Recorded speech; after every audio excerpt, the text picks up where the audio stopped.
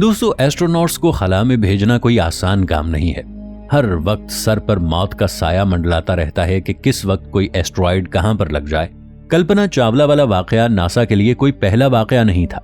NASA पहले भी ऐसे हादसों से दो चार हो चुका है। नासा ने बहुत से चैलेंजेस और मुश्किलात का सामना भी किया। आज हम नासा की कामयाबियों को जानते हैं कि किस तरह इसने पहले इंसान को चांद पर लैंड करवाया, मगर हम नासा के उन दर्दनाक पहलुओं को नहीं जानते कि जिसमें नासा ने कितने ही एस्ट्रोनॉट्स को खला में भेजने के दरमियान खोया। प्यारे साथियों, जमीन से तकरीबन 400 किलोमीटर दूर खला में ये एक इंटरनेशनल स्पेस स्टेशन है। दोस्तों, ये 1 फरवरी 2003 की बात है। पिछले 16 दिनों से 7 एस्ट्रोनॉट्स इस स्पेस स्टेशन में रहकर रिसर्च का काम कर रहे थे। अपनी रिसर्च मुकम्मल करने के बाद अब उन्हें दोबारा जमीन की तरफ जाना था। ये 7 अफराद जमीन की तरफ लौटने के लिए कोलंबियन स्टेट शटल में बैठ गए और इस स्पेस शटल ने जमीन की तरफ परवाज शुरू की। दोस्तों, इन 7 लोगों में एक भारतीय एस्ट्रोनॉट कल्पना चावला भी शामिल है। इस औरत की ये दूसरी स्पेस फ्लाइट थी। ये औरत इससे पहले भी एक मर्तबा खला में जा चुकी थी। नासा इससे पहले और भी बहुत से लोगों को खला में भेज चुका है। ये कोलंबिया स्पेस शटल की 28वीं स्पेस फ्लाइट है और नासा के लिए ये एक रोजमर्रा की फ्लाइट ही है। ये स्पेस शटल सुबह के वक्त 8:44 में खला में दाखिल होता है।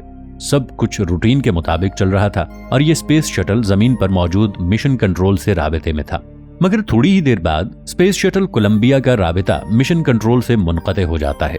मिशन कंट्रोल बार बार स्पेस शटल से राबिता करने की कोशिश करता है, मगर दूसरी तरफ से कोई जवाब मौसूल नहीं होता। कुछ ही देर बाद कैनेडी स्पेस सेंटर में मौजूद मिशन कंट्रोल को एक आदमी के जरिए एक कॉल मौसूल होती है। उस आदमी ने कॉल में यह कहा कि फौरन टीवी को चलाकर न्यूज चैनल को देखा जाए। जब मिशन कंट्रोल के अमले ने टीवी ऑन किया तो कुछ इस तरह का नजारा देखने को मिला। ऐसा लग रहा था कि जमीन पर शहाब साकिब की बारिश हो रही हो। दरअसल री एंट्री के दौरान स्पेस शटल कोलंबिया में बहुत बुरे तरीके से धमाका हो चुका था और इसके टुकड़े टेक्सास सिटी पर बारिश की तरह बरसने लगे।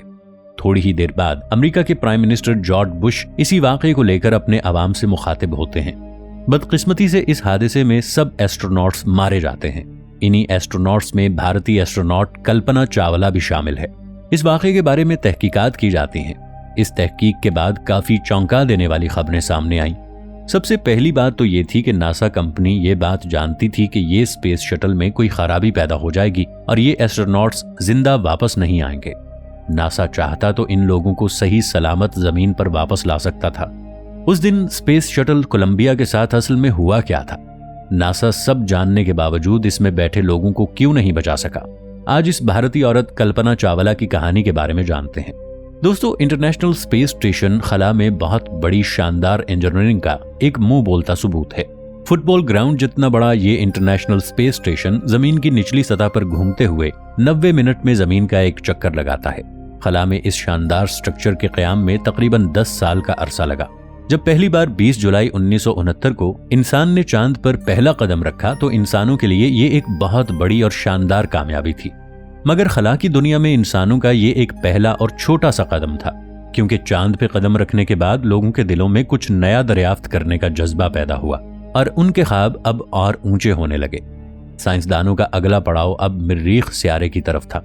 अब इंसान मरीख सियारे को फतह करना चाहते थे, मगर मरीख सियारा जमीन से इस कदर दूर है कि इस सैयारे तक पहुंचने में किसी भी स्पेसक्राफ्ट को 6 से 7 माह का अरसा दरकार है। इन 6 से 7 महीनों में स्पेसक्राफ्ट में बैठे हुए एस्ट्रोनॉट्स के जिस्म पर खला के क्या असरात मुरत्तब होंगे, वो जीरो ग्रेविटी में 6 से 7 माह का अरसा कैसे सरवाइव कर पाएंगे। इन सवालात को मद्देनजर रखते हुए साइंसदानों ने एक ऐसी टेक्नोलॉजी बनाने के बारे में सोचा जिसमें ग्रेविटी सिफर हो, और ऐसी टेक्नोलॉजी को सिर्फ खला में ही तामीर किया जा सकता था और यहीं से इंटरनेशनल स्पेस स्टेशन की बुनियाद रखी गई।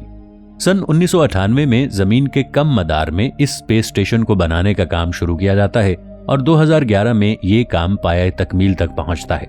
इस स्पेस स्टेशन में रिसर्चर माइक्रो ग्रेविटी में रहकर मुख्तलिफ और नित नए तजर्बात करते हैं जिनको जमीन पर करना नामुमकिन है। तो दोस्तों, अब आते हैं कल्पना चावला की कहानी की तरफ। 1988 में इसने अपनी PhD मुकम्मल की और नासा के साथ काम करना शुरू कर दिया। कल्पना चावला भारत की पहली ऐसी खातून थी जो खला में गई थी। ये अपने पिछले कामयाब खलाई सफर के बाद साल 2001 में अपने अगले मिशन के लिए एक बार फिर नासा ने कल्पना चावला को मुंतखब किया। इस मिशन का नाम STS-107 था, मगर कोलंबिया शटल में किसी तकनीकी खराबी की वजह से अपने मुकर्ररा वक्त पर यह लॉन्च नहीं हो सका और तकरीबन 13 मरतबा इसकी लॉन्च डेट को आगे बढ़ाया गया। बिलाखिर 16 जनवरी 2023 को कोलंबिया स्पेस शटल अपनी 28वीं परवाज भरता है।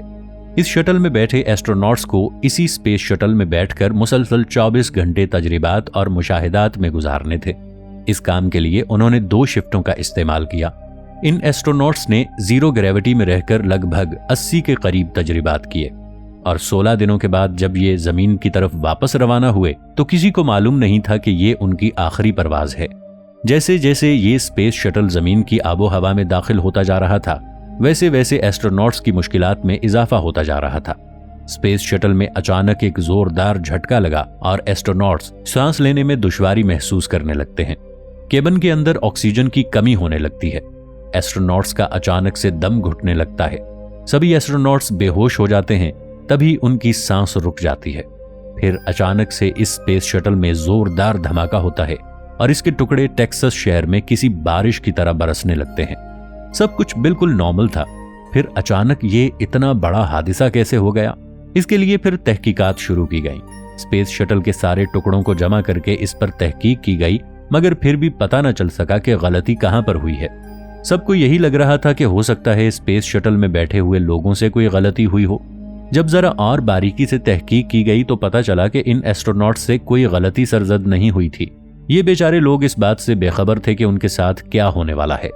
तहकीक के दौरान ये हकीकत सामने आई कि नासा में कुछ लोग इस बात के बारे में पहले से ही जानते थे। जब हादसे से 16 दिन पहले ये स्पेस शटल लॉन्च किया गया था, नासा के लोग तभी जान गए थे कि इस शटल में कहीं ना कहीं कोई तकनीकी खराबी मौजूद है।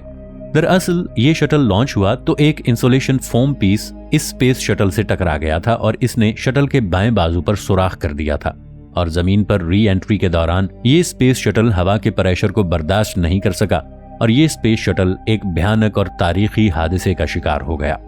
नासा के इंजीनियर्स ने रॉकेट लॉन्च के बाद इस बात की मालूमात STS प्रोग्राम को मैनेज कर रहे रॉन डी डिटोमोर को दी थी और उसे यह हिदायत की गई कि अमेरिकन स्पेस सैटेलाइट की मदद से स्पेस शटल की तस्वीरें ली जाएं और इंसुलेशन फोम की वजह से होने वाले नुकसान का तफसीली जायजा लिया जाए। मगर रॉन डी डिटोमोर ने इस बात पर अमल दरामद ना किया, ना ही इस बात पर कान धरा और ना ही इस बात को सीरियस लिया। और ये नासा की सबसे बड़ी गलती थी कि उसे सब कुछ पता होने के बावजूद भी उसने अपने एस्ट्रोनॉट्स को मौत के मुंह में धकेल दिया। इस हादसे के बाद नासा ने तकरीबन 2.5 साल तक स्पेस शटल प्रोग्राम को रोक दिया। इसके बाद स्पेस शटल में कुछ तब्दीलियां की गईं ताकि दोबारा ऐसा कभी कोई भी वाकया दोहराया ना जा सके और खुशकिस्मती से आज तक दोबारा ऐसा कोई हादसा रूनुमा नहीं हुआ। नासा ने स्पेस शटल मिशन में जान गंवाने वाले एस्ट्रोनॉट्स के एजाज में मरीख पर जिस जगह नासा ने लैंडिंग की थी उस जगह का नाम कोलंबिया मेमोरियल स्टेशन रख दिया।